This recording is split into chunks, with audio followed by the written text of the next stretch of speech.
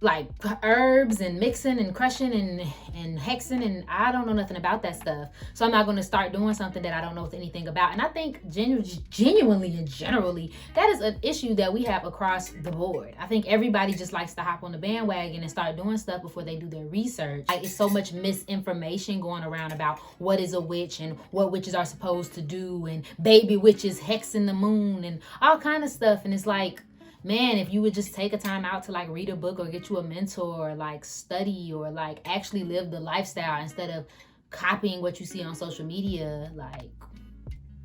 But that's just me. That's the tea. That's the me. I don't know, if that applies for anybody else. That's just how I feel. So I don't call myself a witch because of that. And then altars, like ancestor altars, I am interested in doing an ancestor altar. I will be doing one soon. I'm picky. I'm a Virgo rising child, and I just need to have the right space, and I want it to be like a sacred space and a beautiful space before I get to doing any of that. So when I do an ancestor altar, after I've done my research, I will definitely, film that for anybody who cares. Okay. All right, y'all. Thank you so much for watching. If you resonated with them, child, they not gonna resonate. You didn't do no cards.